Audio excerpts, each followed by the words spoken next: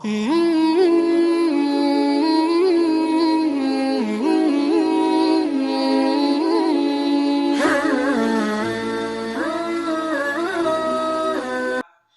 للہ وکفا وسلام علی عبادہ الذین اصطفى اما بعد فاعوذ باللہ من الشیطان الرجیم بسم اللہ الرحمن الرحیم یا ایہا الذین آمنوا قوا انفسکم واہلیکم نارا۔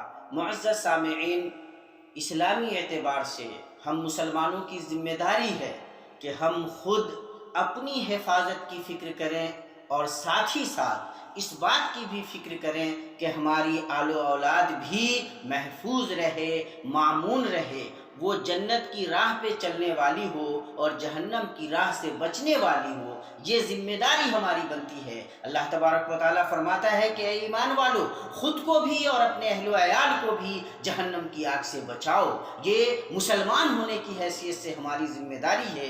یہیں سے یہ بات سمجھ میں آتی ہے کہ اس ذمہ داری کو ادا کرنے کے لیے ہمیں کون سا طریقہ اپنانا ہوگا، کس طرح ہم اپنے بچوں کی تربیت کریں گے کہ ہم اپنے بچوں کو جنت کی راہ پہ ڈال سکیں گے، جہنم کی راہ سے بچا سکیں گے۔ فمن زحزح عن النار وادخل الجنہ فقد فاز۔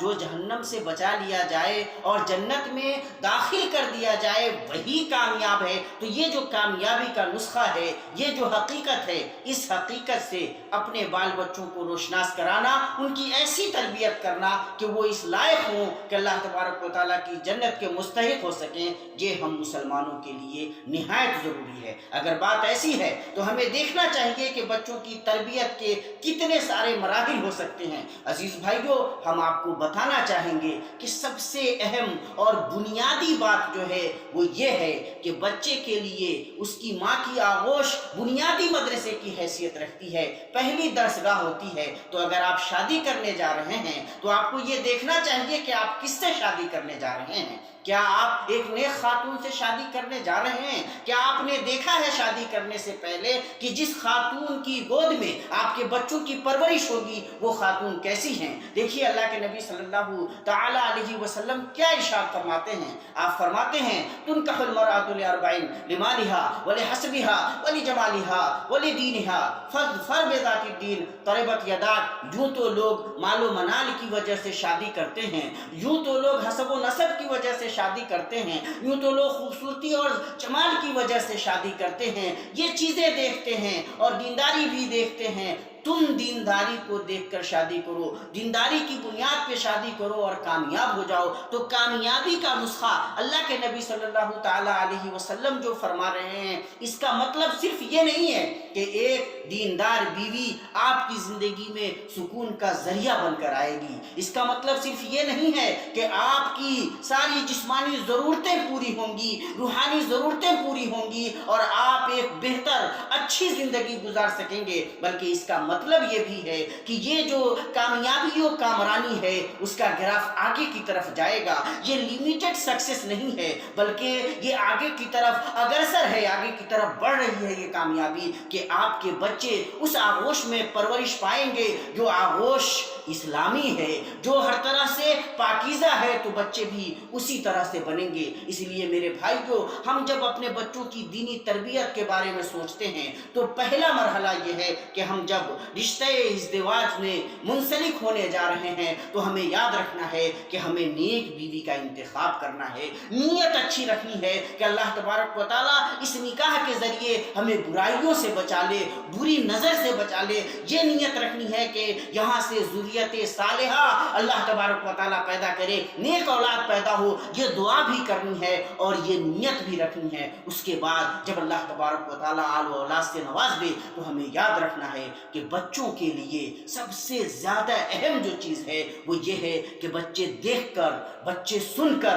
سیکھتے ہیں، جو دیکھتے ہیں وہ کرتے ہیں، جو سنتے ہیں وہ بات کے دور میں بولتے ہیں۔ تو ہمیں اپنا جائزہ لینا ہے کہ ہم کیا بول رہے ہیں، ہم کیا بچوں کو سنا رہے ہیں، ہم ہم نے کیسا ماحول بنایا ہے، ہم نے کیسا گھر بنا کر رکھا ہوا ہے، کتنا ہم جھوٹ بولتے ہیں، کتنا ہم سچ بولتے ہیں، ہم نے اپنی روزی کتنی حلال رکھی ہے، اور ہم نے ماحول کیسا بنا کر رکھا ہے۔ یہی ماحول دراصل اس بچے کو بنا رہا ہے، وہی دراصل اس کی تربیت ہو رہی ہے۔ تو ہمارے آداب اسلامی ہوں، ہمارے افکار اسلامی ہوں، ہمارے عقائد اسلامی ہوں، ہمارا رہنے سہنے کا انداز اسلامی ہو، یہ چیزیں ڈائریکٹ بچے کو مل جاتی ہیں۔ جب تک بچہ باشعور بھی نہیں ہوتا ہے تو یہ دیکھنا ضروری ہے کہ ہمارا کردار کیسا ہے، یہ دیکھنا ضروری ہے کہ ہم اپنے بچوں کو کیا فیڈ کرا رہے ہیں۔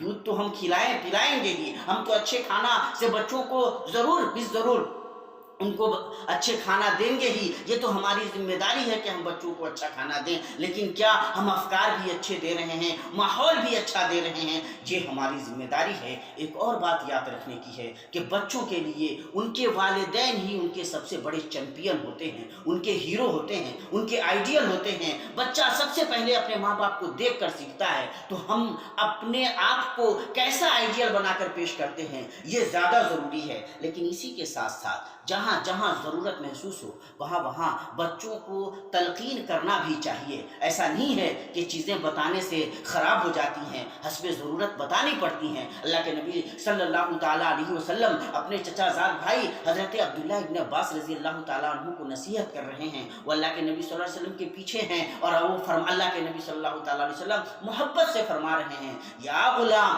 انی اعلمک کلمات، اے بچے میں تمہیں چند باتیں سکھانے جا رہا ہوں، احفظ اللہ یحفظ کا۔ دیکھو اللہ تبارک و تعالیٰ کے فرمان کے مطابق چلنا، اللہ تبارک و تعالیٰ کے احکام کی حفاظت کرنا، اللہ تبارک و تعالیٰ تمہاری حفاظت فرمائے گا۔ دیکھو جب مدد مانگنا تو صرف اللہ تبارک و تعالیٰ سے مانگنا۔ دیکھو یاد رکھنا کہ اگر پوری دنیا تمہیں فائدہ پہنچانے میں لگ جائے اور اللہ نے وہ فائدہ نہ لکھا ہے تو وہ فائدہ تمہیں دنیا نہیں پہنچا سکتی، اور اگر پوری دنیا تمہیں نقصان پہنچانے میں لگ جائے تو صرف وہ نقصان پہنچا سکتی ہے جو نقصان اللہ تبارک و تعالیٰ نے تمہارے اوپر لکھ رکھا ہے۔ تو یہ اللہ کے نبی صلی اللہ تعالیٰ علیہ وسلم اپنے چچا زاد بھائی کو سمجھا رہے ہیں، بتا رہے ہیں۔ یہ دیکھیے حضرت لقمان کس طرح اپنے بیٹے کو نصیحت کر رہے ہیں، یا بنیا لا تشرک باللہ ان الشرک لظلم عظیم، اے میرے بیٹے اللہ کے ساتھ کسی کو شریک مت ٹھہرانا، شرک تو بہت بڑا ظلم ہے۔ یہ کب کہہ رہے ہیں؟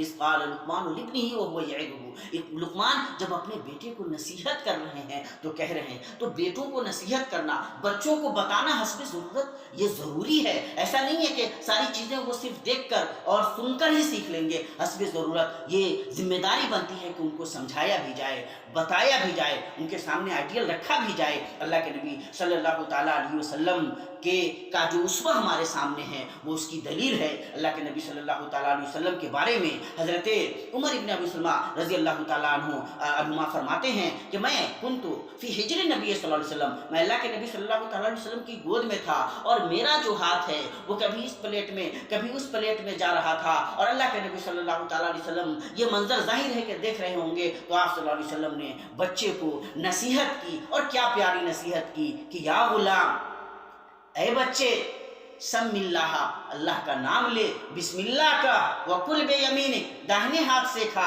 وکل مما یلیک، اور جو نزدیک میں تمہارے پلیٹ ہے اس سے کھاؤ۔ یہ یہاں وہاں ادھر ادھر کرنے کی ضرورت نہیں ہے۔ اللہ کے نبی صلی اللہ تعالیٰ علیہ وسلم نے کھانے کے یہ آداب سکھائے، تو ہمیں اپنے بچوں کو آداب سکھانے ہیں، کھانے کے آداب سکھانے ہیں، اٹھنے بیٹھنے کے آداب سکھانے ہیں، انہیں دعائیں سکھانی ہیں، اور خاص طور سے ان کے ذہن و دماغ میں جو ہمارے عقائد ہیں، جو ایمانیات ہیں، انہیں راسخ کرنا ہے۔ دیکھیے حضرت لقمان جب اپنے بچے کو سمجھا رہے ہیں، بیٹے کو نصیحت کر رہے ہیں، تو کیا کر رہے ہیں کہ اللہ کے ساتھ کسی کو شریک مت ٹھہرانا۔ اللہ کے نبی صلی اللہ علیہ وسلم اپنے چچا زاد بھائی سے کیا کہہ رہے ہیں؟ یہ کہہ رہے ہیں کہ اللہ کے احکام کے مطابق چلنا، اللہ تبارک و تعالیٰ کی حفاظت کرنا، اللہ تمہاری حفاظت کرے گا۔ دیکھو اللہ کے سوا کسی سے نہ ماننا، تو یہ جو بنیادی سچائی ہے، یہ بنیادی سچائیاں ذہن و دماغ میں راسخ کرنا، اس بارے میں بتانا، یہ ہماری ذمہ داری ہے۔ یہ جب ہم کر رہے ہیں اور کریں گے تو انشاءاللہ وہ نسل تیار ہوگی جو ہمارے لیے نیک صالح اولاد کی حیثیت رکھے گی، نفع بخش ہوگی ہمارے مرنے کے بعد بھی۔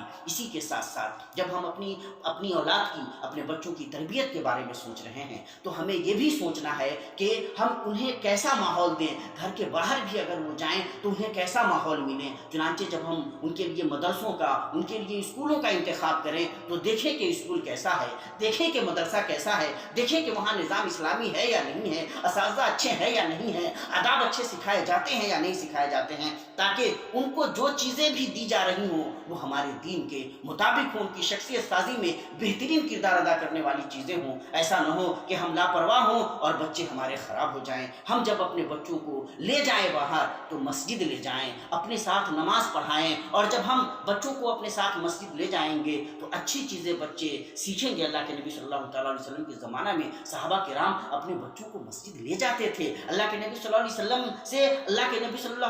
وسلم سے حضرت حسن اور حسین، اللہ کے نبی صلی اللہ علیہ وسلم جب نماز پڑھ رہے ہوتے تھے تب جا کر کے نپٹ جاتے تھے، اور بھی دوسرے بچے صحابہ کرام رضوان اللہ علیہم اجمعین کے ساتھ ہوتے تھے۔ تو ظاہر ہے بچپن سے یہ جو آداب ہیں، یہ جو اسلامی زندگی ہے وہ ان کو ملتی چلی جاتی ہے، وہ خود بخود اسے حاصل کرتے چلے جاتے ہیں۔ ہمیں بھی اس بات کا خیال رکھنا ہے۔ ساتھ ہی ہمیں اللہ کے نبی صلی اللہ تعالیٰ علیہ وسلم کی زندگی میں اور صحابہ کرام رضوان اللہ علیہم اجمعین کی زندگی میں ایک چیز یہ ملتی ہے کہ وہ اپنے بچوں کو بڑے اچھے لوگوں کی صحبت میں لے جاتے ہیں، اچھی مجلسوں میں انہیں بٹھاتے ہیں۔ حضرت عمر رضی اللہ تعالیٰ عنہ، عبداللہ ابن عمر رضی اللہ تعالیٰ عنہ کو اللہ کے نبی صلی اللہ علیہ وسلم کی مجلسوں میں ساتھ لے کر جاتے ہیں۔ یہ جو اچھی مجلسیں ہیں، ان مجلسوں میں جا کر بچے اچھی چیزیں سیکھتے ہیں۔ ساتھ ہی ساتھ جو بزرگ ہیں ان کی ذمہ داری ہے کہ وہ بچوں کو صحیح اسلامی واقعات سنائیں، اللہ کے نبی صلی اللہ تعالیٰ علیہ وسلم کی زندگی ان کے سامنے رکھیں، صحابہ کرام کے واقعات سنائیں۔ اللہ کے نبیوں کے قصے قرآن کریم میں بیان کیے گئے ہیں، سچی کہانیاں ہیں،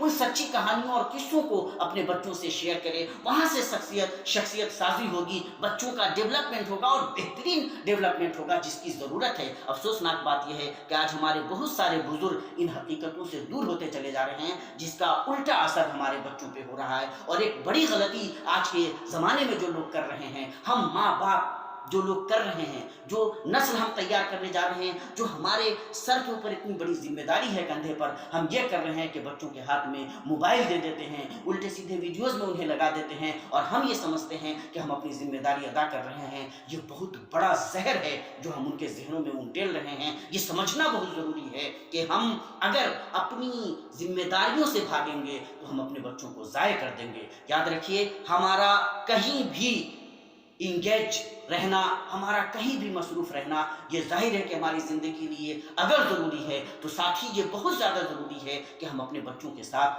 ٹائم بتائیں، انہیں موقع دیں کہ وہ ہم سے گھل مل سکیں، ہم سے اپنی باتیں شیئر کر سکیں، ہم سے سیکھ سکیں۔ ساتھ ہی ساتھ جب بچے ہمارے عنفوان شباب کو پہنچ رہے ہوں، بلوغت کی طرف جا رہے ہوں، تب ہماری خاص ذمہ داری ہے، اگر ہم ماں ہیں تب بھی اور باپ ہیں تب بھی ذمہ داری ہے کہ ہم اپنے بچوں کو ایج کے اس مرحلے سے کہ جو مسائل ہیں، جو دشواریاں ہیں، جو تغیرات، جو چینجز آتے ہیں، ان سے انہیں مہذب انداز میں آگاہ کریں، ان کی صحیح تربیت کریں، چونکہ یہ ایک ایسا مرحلہ ہے جو کافی نازک ہوتا ہے۔ اگر صحیح مہذب انداز میں ان کی صحیح تربیت نہیں کی جا سکی تو غلط طریقے سے وہ چیزیں حاصل کریں گے اور ان کے بگڑنے کا خدشہ بڑھ جائے گا۔ ساتھ ہی میں آپ سے یہ گزارش کرنا چاہوں گا، بتانا چاہوں گا کہ ہم والدین اپنے بچوں کے ہمیشہ والدین ہوتے ہیں۔ ایسا کوئی مرحلہ نہیں ہوتا جب ہمارے بچوں کو ہماری ضرورت نہیں ہوتی۔ اس لیے زندگی کے کسی بھی مرحلے میں آپ اپنے بچوں کی تربیت سے اپنا حق اٹھا مت لیجئے۔ انبیاء کی زندگی کا